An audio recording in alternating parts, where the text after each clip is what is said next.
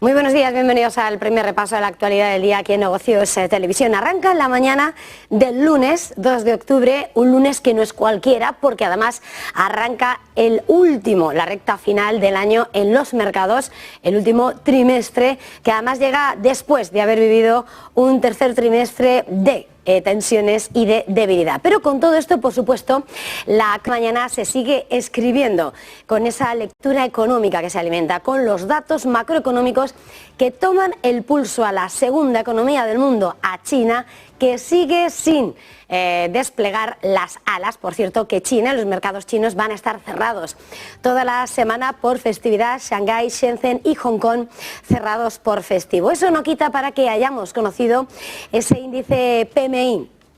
que ha publicado el índice Caixin del sector privado y que arroja como ese sector, esa actividad fabril en China se ha expandido a un ritmo más lento en septiembre. Jarro de agua fría porque el gigante asiático se desacelera en septiembre y no cumple con las expectativas de recuperación. Según esa encuesta PMI de actividad del sector privado, la débil demanda externa pesa sobre las perspectivas, incluso cuando la producción, los nuevos pedidos han aumentado. Ese PMI del sector manufacturero de Caixin ha caído a 50,6. Es verdad que está por encima de 50, lo que constata crecimiento económico, pero contrasta con el 51 del mes anterior y es peor de las expectativas. La segunda economía del mundo está mostrando signos de estabilización después de la serie de medidas que está poniendo en marcha el gobierno, políticas que tratan de apuntalar a la economía, pero las dudas y el horizonte se ven sacudidos por esa crisis inmobiliaria, la caída de las exportaciones y el alto desempleo juvenil. La encuesta, por cierto, de ese PMI de Caixin llega tan solo un día después de que el dato oficial de China, el dato de Pekín, haya mostrado una lectura diferente. De hecho, apuntaba que la actividad manufacturera se habría expandido por primera vez en 6 meses en septiembre, sumándose a la serie de indicadores que sugieren que la economía ha comenzado a tocar fondo. Sin embargo, ese PMI de Caixin, del que nos hacemos eco, dice cómo la producción fabril y los nuevos pedidos se mantienen en territorio expansivo en septiembre, mientras que la demanda externa se mantiene débil y el índice de pedidos de exportación se contrae por tercer mes. Los mercados chinos cerrados por festivo, mientras que en Japón vemos avances en el índice Nikkei, tras impedirse además ese cierre del gobierno de Estados Unidos, una amenaza que sobrevolaba los mercados hasta este fin de semana. Además, hoy hemos conocido la mejora de la confianza empresarial en la evolución de la economía japonesa en el tercer trimestre, gracias al crecimiento económico estable en el país y la normalización de los costes de producción de las materias primas. El último informe de coyuntura económica trimestral del Banco de Japón, el conocido como índice Tankan, recoge como ese índice de confianza entre las grandes empresas manufactureras del país se ha situado en el trimestre hasta septiembre en 9 puntos, 4 puntos por encima de los 5 que arrojaba la encuesta previa hasta junio. Este nivel está en línea con las previsiones que publicaba el BOJ y sugiere que los grandes grupos empresariales de Japón se muestran optimistas ante el sostenido crecimiento económico de Japón del 1,2% entre enero y marzo, pese a los ciertos factores de incertidumbre como la inflación y la debilidad del yen. Y precisamente si el mercado japonés está cotizando también como el resto de los mercados, esa descartada cierre del gobierno de Estados Unidos, clave lo que ha pasado en las últimas horas en la primera economía del mundo, porque el presidente de Estados Unidos, Joe Biden, ha presionado a los congresistas republicanos para que ahora respalden un proyecto de ley que proporcione más ayuda a Ucrania. Petición que ha lanzado justo después de que se evitase ese cierre del gobierno federal in extremis el sábado.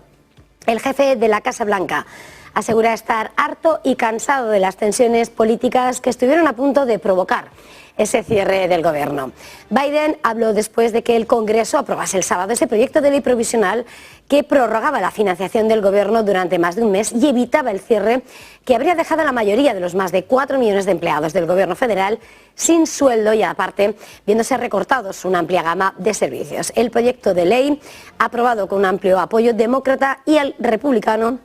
ha desatado serios enfrentamientos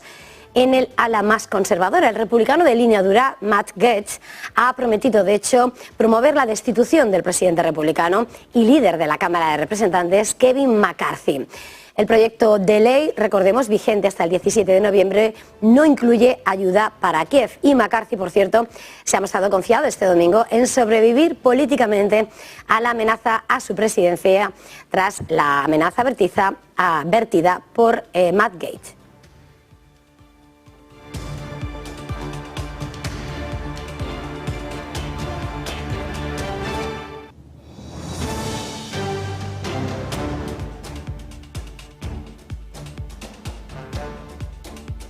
Y el presidente ucraniano Volodymyr Zelensky ha declarado que nada va a debilitar la lucha de su país contra Rusia. En un discurso que ha ofrecido este domingo ha defendido la determinación de Kiev un día después de que el Congreso de Estados Unidos aprobase ese proyecto de ley de financiación provisional omitiendo la ayuda a Ucrania. Sin mencionar esa votación estadounidense, Zelensky ha reiterado su determinación de luchar hasta conseguir la victoria. El ministro de Defensa ucraniano, por su parte, Rustem Umerov, ha señalado que Estados Unidos le ha dado garantías sobre una mayor asistencia militar. En concreto, el secretario de Defensa estadounidense, Lloyd Austin, sería quien le habría confirmado en una llamada telefónica que el apoyo de Estados Unidos a Ucrania continuará y que los soldados ucranianos van a seguir teniendo el fuerte respaldo en el campo de batalla. Según las declaraciones además del portavoz del Ministerio de Exteriores, Kiev está trabajando con los socios estadounidenses para garantizar que una nueva decisión presupuestaria incluya fondos para el país y que el apoyo de Estados Unidos permanezca intacto. Y entre tanto, por supuesto, seguimos con la mirada puesta en Ucrania, donde se encuentra el jefe de la diplomacia comunitaria. Josep Borrell ha afirmado este domingo durante la visita a Kiev que Ucrania necesita más ayuda militar y ha prometido y reiterado el compromiso de la Unión Europea con el país que sigue haciendo frente a esa guerra frente a Rusia. En las declaraciones que ha publicado, dice cómo Ucrania necesita más capacidades y las necesita además con urgencia y de manera más rápida. Además, en su entrevista y su reunión con el ministro de Defensa Umerov, Borrell lo que ha señalado es que se ha hablado de cómo se va a mantener esa ayuda militar de manera continua hacia Ucrania por parte de la Unión Europea y cómo se están preparando compromisos de seguridad a largo plazo para Ucrania. Y por supuesto pendientes de las exportaciones de grano ucraniano y más cuando un alto funcionario del país ha informado de que 5 cargueros se dirigen a puertos marítimos ucranianos, haciendo uso en esta ocasión de ese nuevo corredor abierto para reanudar las exportaciones, predominantemente de carácter agrícola, en ese acuerdo alternativo que se ha alcanzado, ese corredor, esa alternativa al acuerdo de cereales del Mar Negro que saltaba por los aires este verano, en el mes de julio, cuando Rusia decidía no prorrogar ese acuerdo del Mar Negro por no responder a sus reclamaciones. Según el viceprimer ministro Alexander Kubrakov, en X, la antigua Twitter, 5 nuevos buques esperan ser cargados ahora en los puertos ucranianos. Dice que los graneleros exportarán casi 120.000 toneladas métricas de cereales ucranianos a África y Europa. Kubrakov también ha señalado que 3 de esos graneleros, a los que ha llamado Azahara, Jinhao o Zerou y Eneida, habrían abandonado los puertos ucranianos el domingo utilizando ese corredor temporal establecido por la Armada ucraniana y transportando 127.000 toneladas de productos agrícolas y mineral de hierro. Señalaba además como esos 3 cargueros son los últimos en zarpar desde que Kiev estableciese corredor humanitario temporal después de que, como decíamos, Rusia renunciara a extender el acuerdo que permitía ese paso seguro de las exportaciones ucranianas. Y por supuesto a esta hora estamos pendientes de lo que está por venir. Arranca la última etapa del ejercicio, el último trimestre de este ejercicio 2023 para las bolsas que enfrentan una recta final del año tras haber vivido un tercer trimestre débil para las acciones. De hecho, en ese memorándum estaba el comportamiento del peor mes de septiembre, el peor mes del año para las acciones y también para el mercado de bonos en Estados Unidos. Hemos visto como en el trimestre el S&P 500 ha caído cerca del 3,6%, un 4% perdía el Nasdaq y un 2,6% el Dow.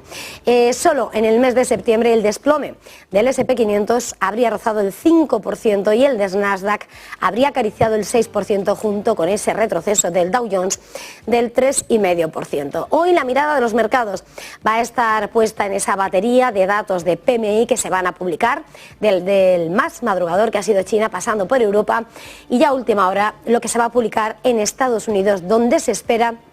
que el PMI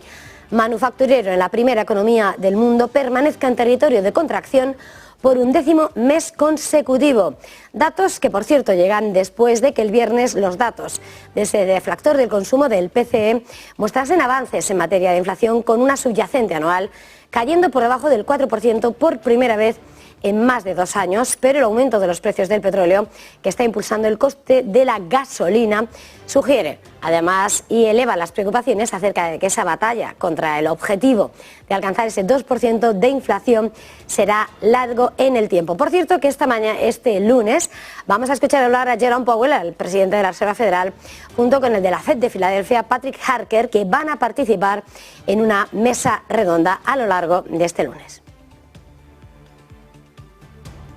Y si miramos a los mercados, clave, por supuesto, las noticias que van engrosando la crónica empresarial y que en este punto llega con la mirada puesta al sector automovilístico. Noticias de alivio porque cerca de 4.000 trabajadores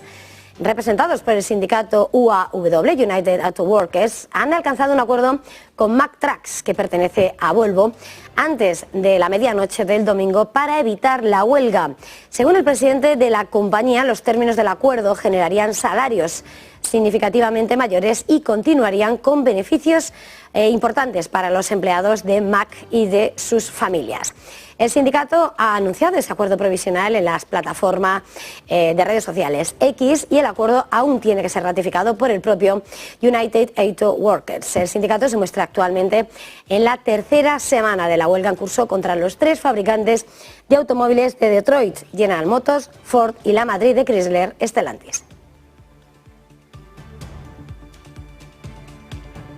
Y Apple ha señalado este fin de semana que ha identificado algunos problemas que pueden hacer que los nuevos iPhone se calienten más de lo esperado, incluido un error en el software iOS 17 que asegura se solventará en la próxima actualización. Después de las quejas que han trasladado de que los nuevos teléfonos están sobrecalentando, el gigante de la manzana ha dicho que el dispositivo puede sentirse más caliente en los primeros días, después de configurarlo o restaurarlo, precisamente por el aumento de la actividad en segundo plano, aunque también señala que otro problema tendría que ver con algunas actualizaciones recientes de aplicaciones de terceros que están provocando que se sobrecargue el sistema. Según ha señalado Apple, se está trabajando con los desarrolladores de aplicaciones en correcciones que están en proceso de implementación.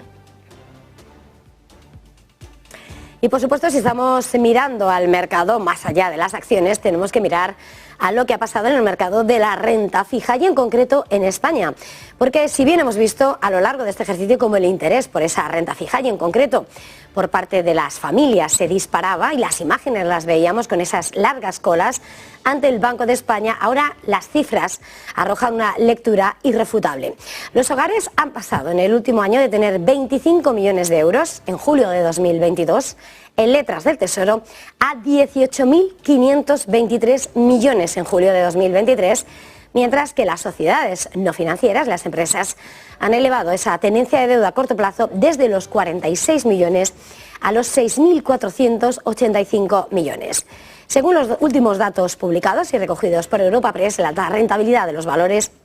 a corto plazo ha tenido ese efecto muy considerable en esa distribución de las tenencias de las letras del Tesoro, donde hogares e instituciones no financieras ha incrementado notablemente su participación en el último año, pasando de una cuota del 0,1% en julio de 2022 al 35,2% en julio de 2023. Y con todo esto hacemos una pequeña pausa para publicidad y enseguida volvemos.